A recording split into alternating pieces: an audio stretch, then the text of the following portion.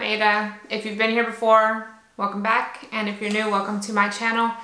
Today I want to do an update video for my TTC journey, which, you know, some of you have been following me since I had my tubal reversal in, I believe, Houma is the area in Louisiana, but it was Dr. Maurice, and yes, so I haven't done any TTC updates in a while, and it is because I was dreading making this video because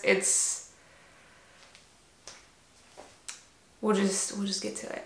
So the last time I did a TTC update, we had basically tried all sorts of different things that people suggested and none of it was working. So we decided to reach out to Dr. Maurice's office and ask if there was anything, you know, that they could give us that would help. So we ended up being prescribed, or by we, I mean me. I was prescribed Clomid, and that is what is in here, and I'll show you what it looks like.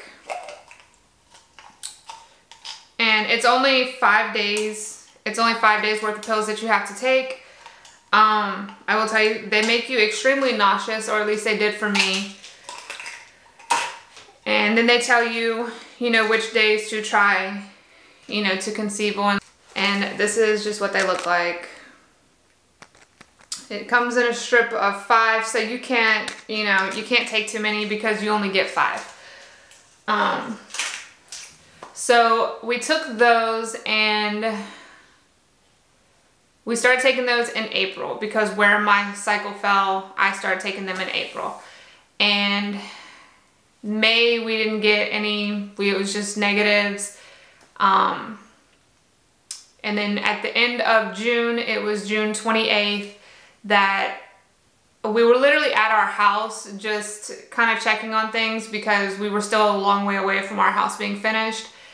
And we were out there packing some things, and I was just like, I'm not pregnant. Once again, the Clomid's not working. I'm not getting pregnant, you know. And I just took a pregnancy test because I'm like, I'll just get it out of the way because I know it's going to be negative. And to my surprise, this is the test that I took, and it was positive, and we were both really surprised but really happy. So, of course, like, you know, most other women, I went and I got another pregnancy test, and sure enough, it was also, you know, positive. So I was like, you know, yay. We were super excited.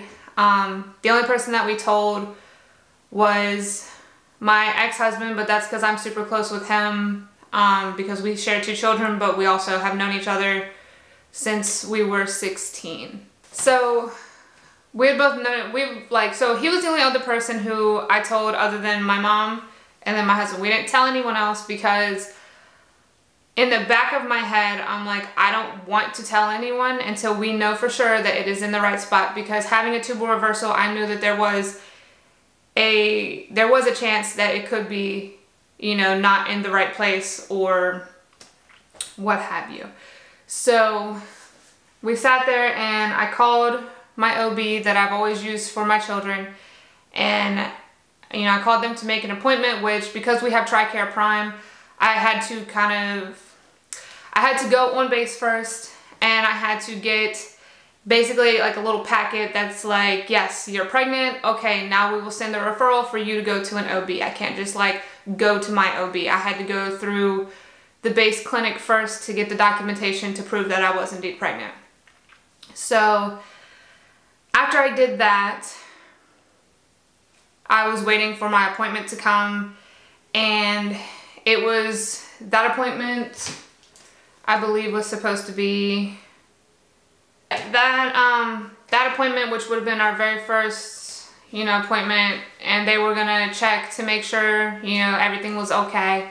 So yeah, so that would have been our very first appointment on July 14th. They were gonna do the ultrasound to make sure that everything was where it was supposed to be, because they knew I had a tubal reversal prior to getting pregnant. It was, you know, I felt fine. Every now and then I would get a pain in my side, but that's not unusual for me because both of my first pregnancies were high-risk pregnancies, and I had a whole lot of, you know, pain as they were growing. So July 6th, we were very frustrated because the flooring for our house was supposed to be delivered and they kept giving excuses as to why it could not be delivered. So we drove to the place where the flooring was at because we had a rapport with the company that we bought the flooring from. And we went there to pick it up, and you know, they loaded it into the back of our van, and then we drove it out to the house. And I knew better than to help unload heavy flooring, but in my mind, I'm like, it should be okay because they're not that heavy. It was about the weight of one of my children.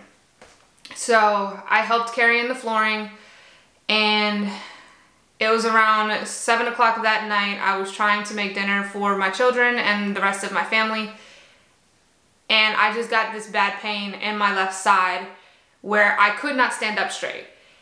And in my head, I'm like, okay, it doesn't feel right, you know, so I went and sat down. I called my doctor, and the nurse that answered the phone was like,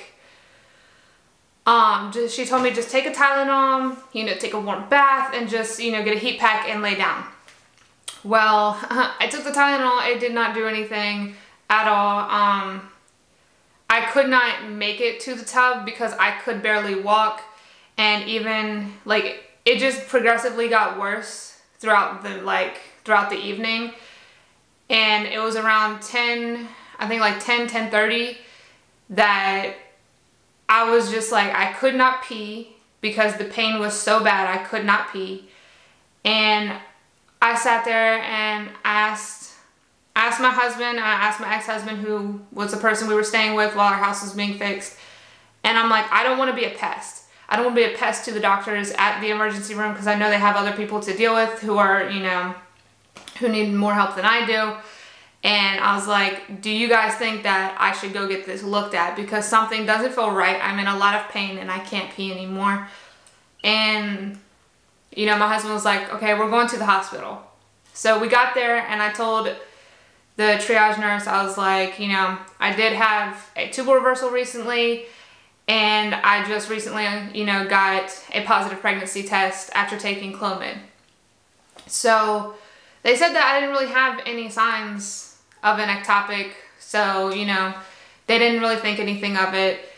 I went back, they did some blood work, and then they had a nurse come get me. They offered me morphine, which I declined that at first because I don't really like taking any type of opioid type of medication, but that's like a different story.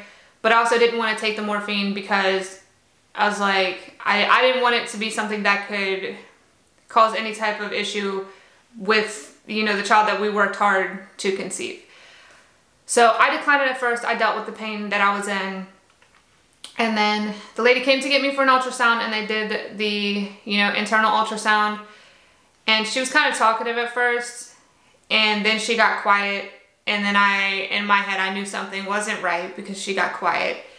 And she kind of started sniffling, which I don't know, maybe it was allergies, I don't know, but she wasn't sniffling up until that point. So then, you know, they took me back to the room that I was in, and then we're just waiting and waiting and waiting. And where our room was close to the nurse's station.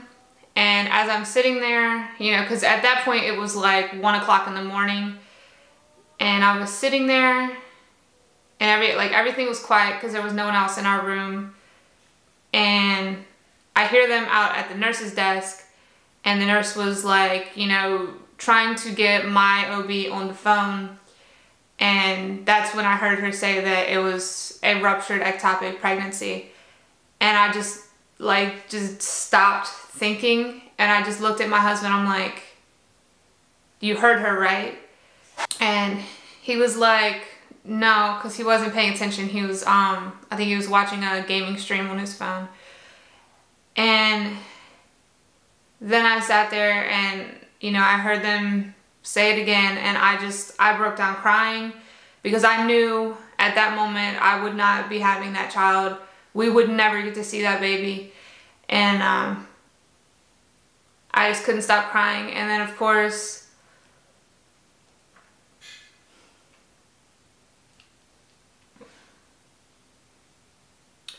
one of the nurses was like, did someone already tell her? And one of the other nurses was like, no, I'm pretty sure she just heard us. So then they had one of their nurses come in and try to be compassionate. And I told him at that point, I was like, you know what? I declined the morphine earlier. I was like, but you can just go ahead and give it to me, even though I know it won't help with the pain that I'm now feeling. So they told me that,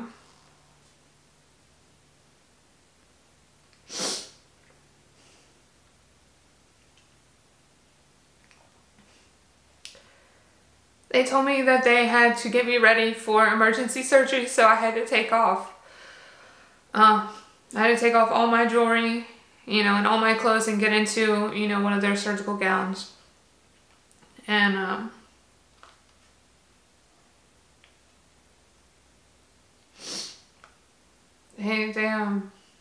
they told me I was having, you know, bad internal bleeding, and that they were just waiting.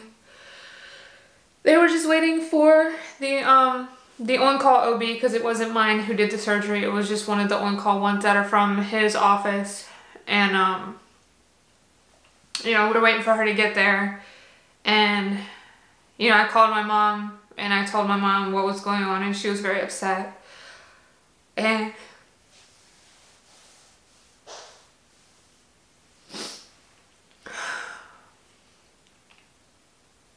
then I called my ex-husband, who had, you know, had our children at the house, and I told him, I said, we won't be home tonight.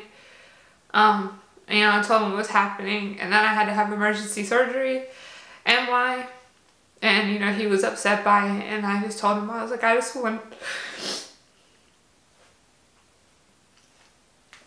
said, I just want to make it home to see my children.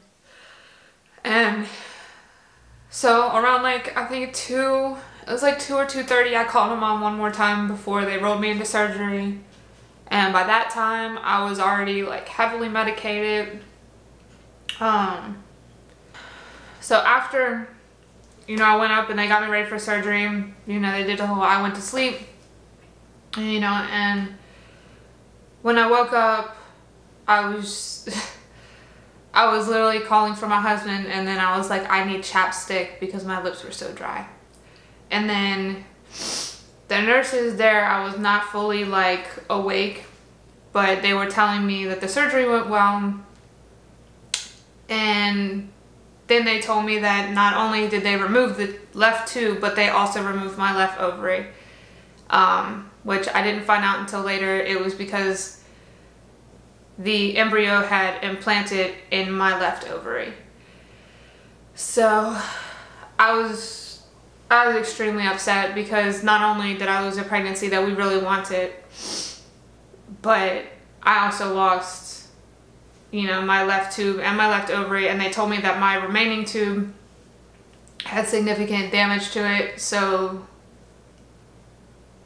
the likeliness of me being able to conceive a child naturally is extremely low. Which the OB that did my surgery, she told me this is the exact reason why she doesn't like tubal reversals, because she's seen this happen so many times.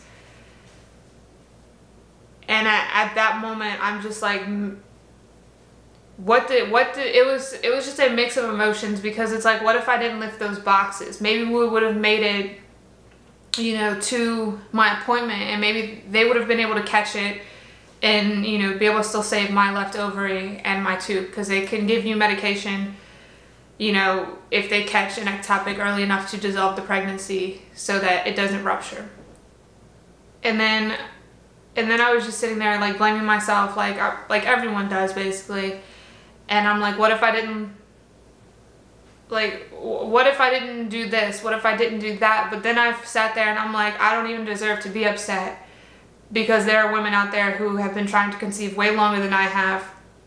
They've also, you know, some of those women don't have any children, period. I have 2 very beautiful children who are amazing, and I'm like, I feel like I don't deserve to be upset, Because like, why should I just have to be upset when I at least have children? I know some women don't, and I felt bad about myself because I'm like, it made me feel selfish because I'm sitting there upset because, you know, yeah, I lost, you know, pregnancy, but I'm like, you know, some women never get that joy of seeing a positive pregnancy test.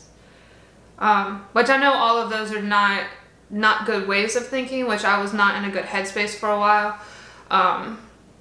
But I know that it is okay, you know, to grieve that loss. And I still do to this day.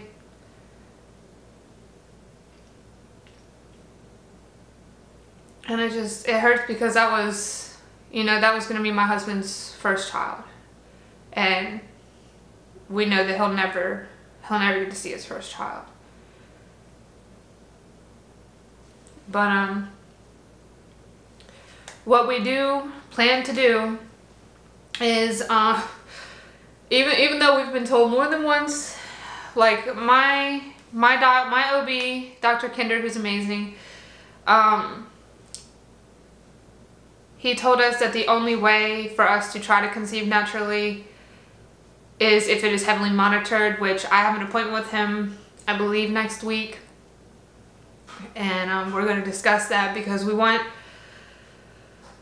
though it is dangerous, we do want to try one last time, basically. I mean, it was not really one last time because it's basically up until February. We want to try to see if we can conceive naturally because I just want to give my body the opportunity to do, you know, what I know it can do because I've done it before, but I also know that I made obstacles for my body that it did not have to encounter before because with my first two children, everything was fine. The only issue was really, I have like a weird shaped uterus, I guess. Like it's got like, I forget, they said it's like a heart. But that was pretty much the only issue. So I know that I'm part of the reason that I'm having issues conceiving because I chose to get a tubal ligation and then I chose to get a tubal reversal, which, you know, every time you have surgery, it causes more scar tissue. But I'm gonna at least try, and if by February we, you know, have not conceived naturally, because I don't really think it's naturally because we're using Clomid to help us. But if we don't conceive by February, we plan to go through with IVF, and we already have a plan set aside for that. So hopefully sometime next year, or this, you know, what little bit of is left of this year, hopefully we will be able to conceive again. That was honestly probably the hardest day of my entire life, because even though I never got to, you know, meet that child, or, you know, even see a good picture, because the picture that we do have is not a very good one, but it does show, you know, the yolk sac and all that in my ovary. So we'll never get to know anything about that child, you know, and that hurts because I look at my, you know, my children that I do have, and I'm just like, you know, I'll just never know, and my husband will never know. But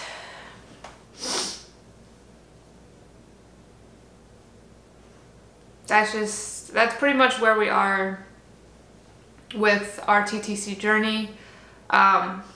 Today is the 4th day.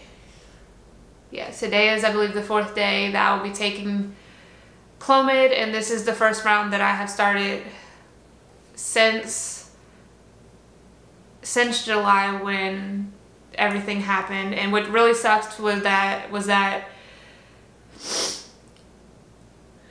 when I had to have emergency surgery for the ruptured ectopic, it was days before my birthday. And I'm just sitting there like so hurt and just in so much pain that I'm just like, well, this is this is a great birthday gift. And the, you know, people in the operating room, they're like, oh, it's your birthday? I'm like, no, my birthday is a couple days away. I'm like, but but yeah, so that's pretty much it. I'll kind of like try to keep you guys updated every month to kind of let you know how it's going with the Clomid and how it's going with, you know, the monitoring and everything, to make sure that I don't lose my remaining tube and ovary. Because if that happens, we still do plan to go through with IVF regardless. We just know that it will mean that we will have to use a donor egg, and I don't want to have to do that, but obviously I know if we have to and that's the only way we can have a child, then that's what we'll do. But yeah, so that's kind of why I haven't been making update videos. Thank you for watching this video. Bye guys.